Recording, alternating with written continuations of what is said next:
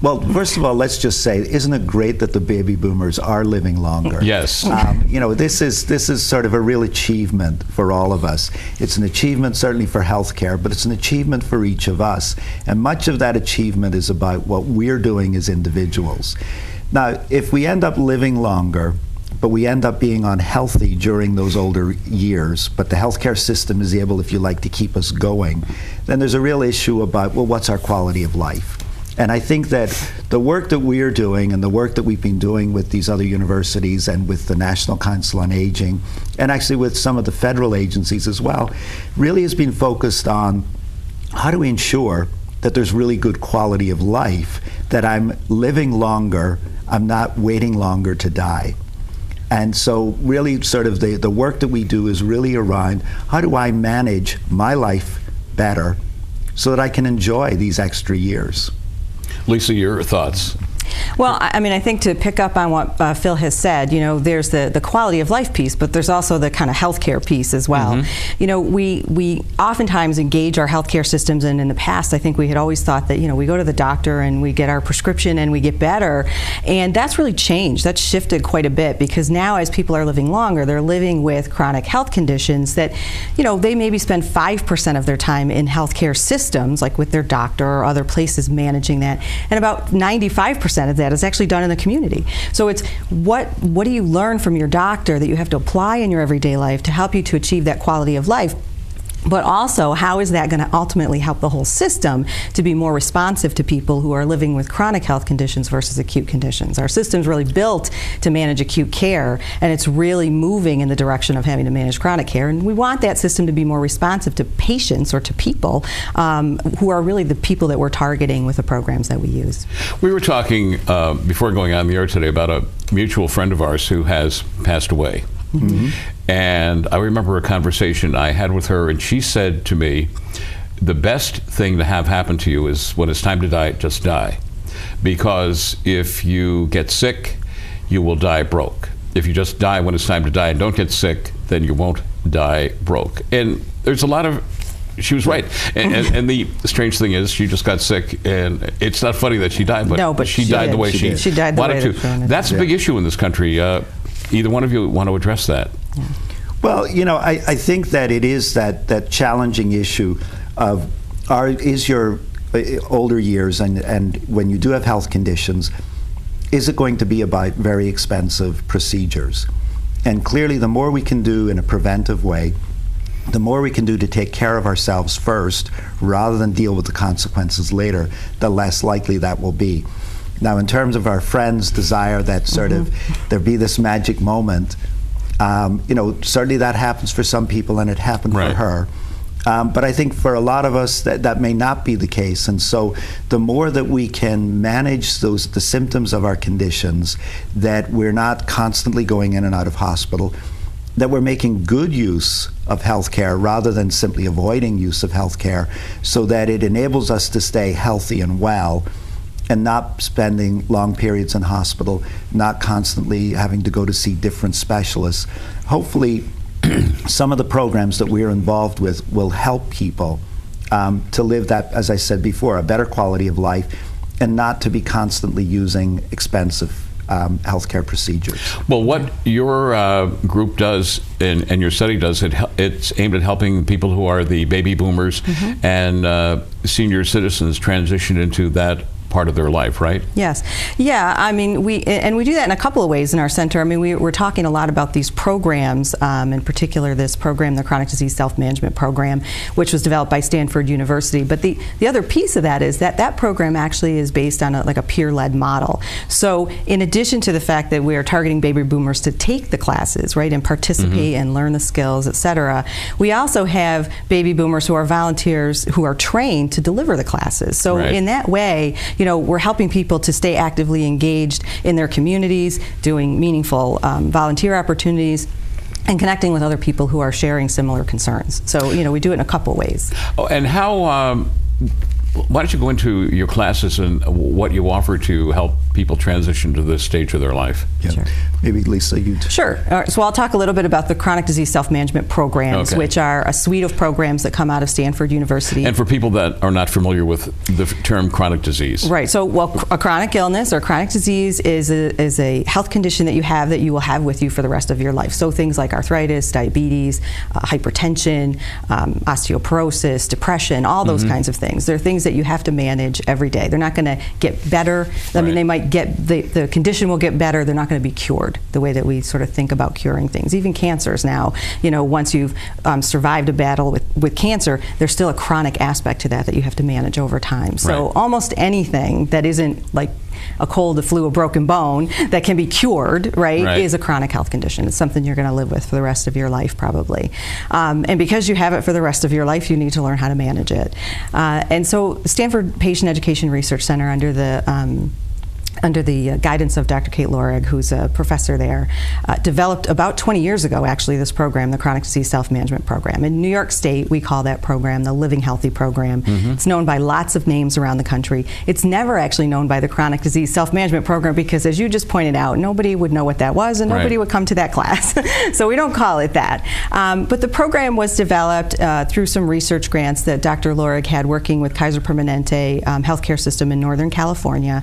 And it's a group-based intervention, so it's a workshop basically that takes place over a 6-week period of time. It meets for 2.5 weeks each week over the 6 weeks, and it's led again by 2 trained peer facilitators who also have chronic health conditions. So people learn best from people like them. So that's the idea behind it. It's based on learning at like a modeling, learning behavior educational kind of model for anybody who's interested in that. And really over the 6 weeks what happens is people develop skills to manage those chronic conditions that they live with every day. It doesn't matter what the condition is, because whether you have diabetes or you have hypertension, and in fact many of the people who come to our workshops have more than one chronic health condition. Lucky them. Yeah, lucky them. But it doesn't really matter which condition it is, but what does matter is that anybody who's living with those conditions has to make changes and adjustments in their life and has to learn how to communicate better with their healthcare providers and their healthcare team and make, kind of good decisions and good choices around how to get the outcomes that they're looking for. But that would seem like common sense. I mean, if you break your leg or your arm or something, well, you make adjustments until you're back to normal. But people, from what you're implying there, don't seem to make adjustments in their life with those chronic illnesses? Well, I wouldn't say that they don't make adjustments, but I would say that there's opportunities for people to maximize kind of how they live with the chronic condition in a way that helps to both better manage their symptoms, but also get better health care and better outcomes around their health care. So, I mean, if you break your bone, they set your bone, you do what the doctor tells you to do. That's kind of a very different relationship with a doctor, right? They tell you what to do, you do it, you get better. When you're living with a chronic health care condition, it's a different situation. You're living with a condition every day, so maybe you go in and you see your healthcare provider and they're like, well, all right, you have diabetes, okay? And so now you have diabetes, you have to think about everything you eat, every time you're physically active. When you're sick, your symptoms are different. There's all these things you have to be aware of. Well, the doctor's not there with you every minute of the day to tell you about those. So every day you have to make choices about what you eat, what you do, where you do it, how much sleep you get. And those choices sometimes are hard to make. I mean, not everybody transitions really well to having a condition that's going to restrict things that they might have really liked to do in the past. And so instead of looking at it in that way, where the doctor might say, you can't eat this or you can't do this anymore, what these programs do is they help people to figure out, well, how can you make that work in your life? How can that work?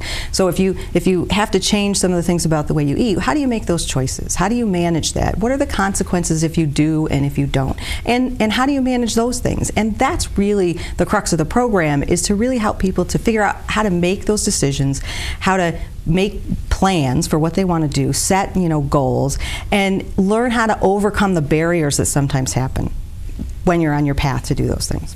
What are another one of the classes that you would offer? Well, we also offer a Matter of Balance, which is a program around fear of falling. And, as well as the issues around chronic illness, probably falls for older adults are probably the thing that most quickly robs people of their independence. And what it's been found is that if you're afraid of falling, you're actually more likely to fall. Okay. And so this is a program that both helps people to sort of deal with those fears, but also helps them with some simple exercises. It really builds up some of the strength that you're going to need to have better balance. Falling is kind of topical right now with Hillary Clinton recently having fallen and ended up in the hospital. Right.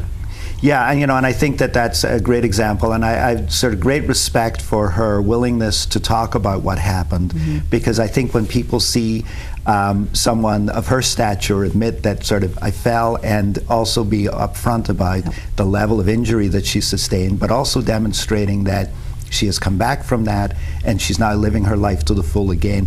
Those are great examples for people, and encourages us all, because I think a big danger with falls is having fallen once, then I just won't go out the door anymore because I'm afraid that I'm going to fall. Right. And so she has really demonstrated, no, you've got to get back into your life. But I think all of us need some help around those things. So a program like A Matter of Balance is very effective at helping people to sort of recognize their fears, recognize how that's changing their patterns of activities, and starting to move themselves back to sort of more fully participating in life. When one thinks of falling, like out at Stanford, they wouldn't have the falling problems that we have here in New York State on the ice. So.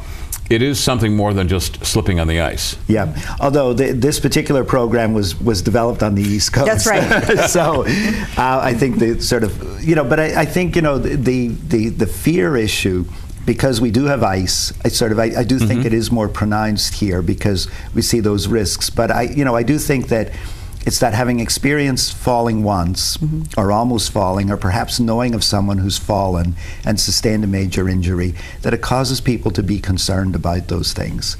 And so that this program really is helping to help people address that fear and not have it stop them from participating. Well, these classes you were indicating are offered all over the nation under different umbrellas, and you also indicated this has been going on for about 20 years. So you've obviously been tracking this, their success. There's documented success. So the Stanford programs, as well as the Matter of Balance program that Phil just mentioned, have both been through randomized controlled trial research. They've both been translated for use in the community, so sort of taken out of that laboratory setting, if you will, and now these programs are available in communities all over the country and all over New York State. And we have seen in those translations, similar outcomes. So, for the Matter of Balance program, as Phil just mentioned, we've seen big reductions in people's fear of falling. We've seen increases in people's physical activity, which, as Phil mentioned, will help to recondition the body so that a fall is less likely. And so there's been very good outcomes around that program. And in the Stanford programs, which have a much longer history of testing, we've seen reductions in people's we said increases in people's symptom management, so they're better able to manage symptoms like pain, fatigue, difficult emotions, fear, those kinds of things. We've seen increases in people's physical activity, increases in their ability to better manage their condition and self-reported health. We've also seen increases in people's ability to work with their providers, so their communication skills with their providers. And we've seen decreases, for the sort of healthcare systems that are interested, we've seen decreases in utilization. So people who have taken this program when compared to people who have not taken the program have used less, has spent less days in hospital, less days in ER, which accounts for, in the original Stanford study, about a $400,000 savings for less than 500 patients through the Kaiser Permanente system. So saves money and, is really good for people. Well, you've talked about the Matter of Balance workshop. You're talking about the Living Healthy with Diabetes and Living Healthy, the 6-week workshop. Right. Living Healthy, exactly. It's changing your lifestyle or embracing your lifestyle and making it better. Yes, yeah. So the Living Healthy program is the kind of capital region or the New York State name for these chronic disease self-management programs, which has the general program for chronic people with any chronic condition, but also has some specific programs. So if you're a person who has diabetes, there is a Living Healthy with Diabetes program. If you're a person with hypertension, we're in the process of developing a module around the hypertension. So Living Healthy with Hypertension or high blood pressure. There's a program, the programs are available in Spanish as well. And there's also a program for people with arthritis, people with chronic pain, and people living with HIV/AIDS. So.